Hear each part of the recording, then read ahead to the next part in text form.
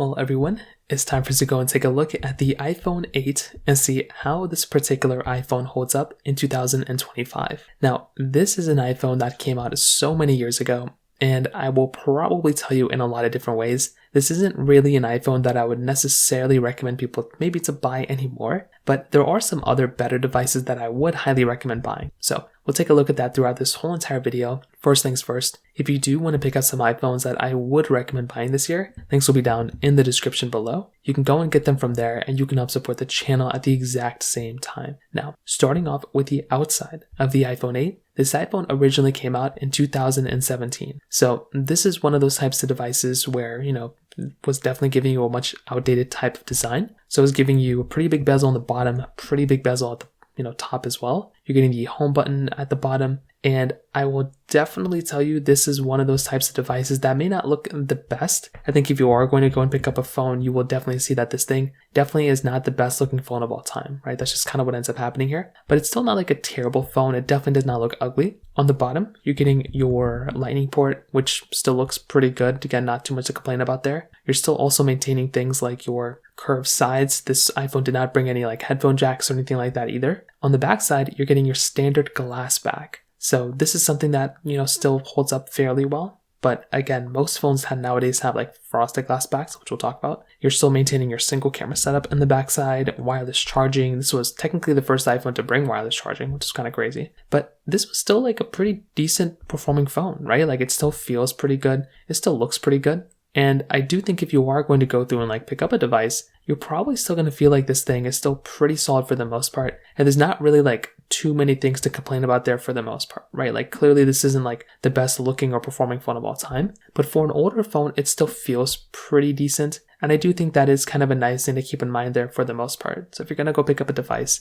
I think that is in and of itself kind of a nice thing to keep in mind there. Now, on the other side of things, and this is something that's really, really important to kind of remember, with something like the iPhone 8, this type of phone does kind of set you back in some areas that some other phones may do you a little bit better in. So with the iPhone 8, some things that this phone is missing out on. Number one, this thing is not giving you like a 120 hertz display. There's no like promotion display here. There's nothing like that. So that right there is going to be a very, very big deal for you. I think that's going to be kind of an interesting thing to kind of keep in mind there too. You're going to be getting no OLED display on this thing. So that right there could also be kind of an annoyance. If you wanted an OLED display, that's not really going to be coming in this particular area either. On top of that, you're not going to be getting USB Type-C. Majority of phones nowadays are going to be giving you that type of capability. And unfortunately, this phone isn't really going to be giving you that. And then it's also going to be giving you things like a standard glass back, but no frosted glass back here. No triple camera setup, nothing like that. But I guess that's kind of what you'd expect. Like if you're going to go through and like buy a phone like this, I think that's probably what you'd expect from this particular situation.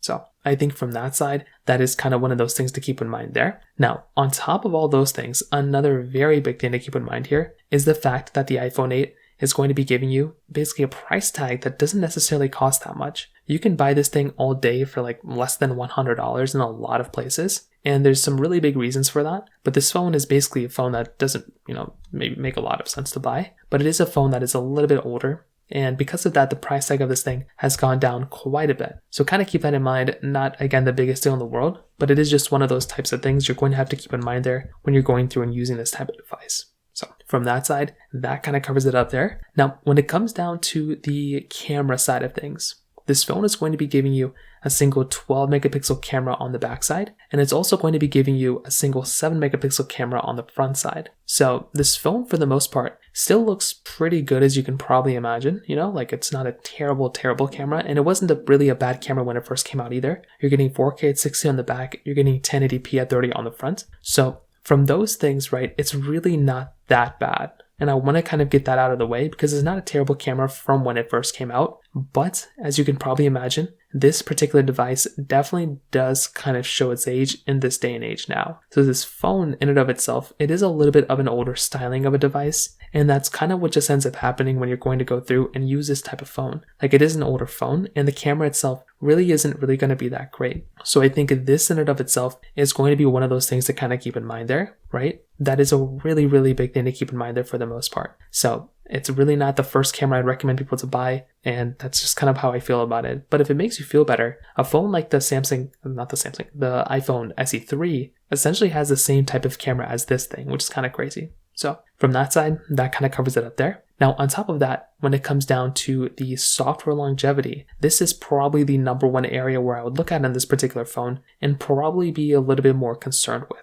So this phone started off with iOS 11. It did go up all the way up to iOS 16, but that's kind of it, right? This phone did not get any more updates past iOS 16, and that is kind of the problem that you're going to be running into when you're going through and getting this type of device, right? And that's kind of the issue that we're running into here, is that if you are going to go through and pick up this phone, you are probably going to go through and get a device that is essentially not going to be as good as these newer phones, right? These newer phones are giving you way more software support. They're giving you way more everything. And that's kind of the problem that we're running into here. So I do feel like if you are going to go through and pick up this phone from a software supported standpoint, you are probably going to run into a lot of problems and a lot of issues. So I feel like this in and of itself is a really big issue. And that is the number one reason why I would not recommend personally purchasing this phone in 2025. On top of that, when it comes down to the battery of this phone really isn't that great either. It's a 1,821 mAh battery, and this type of device definitely, in my personal opinion,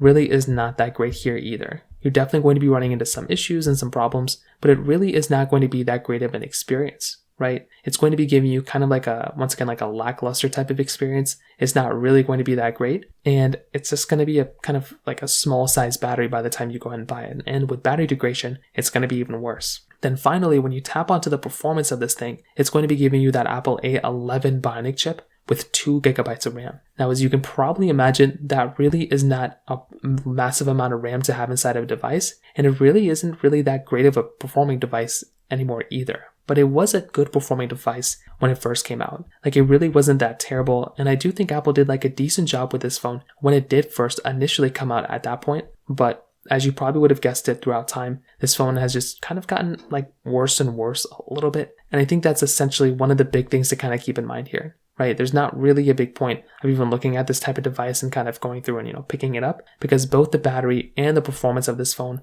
really is not as great as you probably expect. So to kind of sum up this whole entire video, and to be completely honest with you, I do think a device like, the iPhone 8, it was a good phone when it first came out. It still is like an okay phone, but it really does not make any sense at all to go ahead and buy this type of device anymore, right? That is really, without a doubt, one of the more important things to keep in mind. I think there are significantly better devices to go ahead and buy rather than this one. Phones like the iPhone 13s, the iPhone 14s and 15s, those are very good phones, and I am massive fans of those particular devices when it comes down to it. I think with this device, it's good, it's, gets the job done, but it's really not really the first device I'd recommend buying for the most part. So in terms of that, I think that kind of covers it up there for the most part. If you have any other thoughts or questions, let me know in the comment section below. Hit the like button, that would mean so much, but definitely hit that subscribe button. More importantly than everything else, I love every single one of you guys. Hopefully I'll catch you guys in the next video. Peace out till then.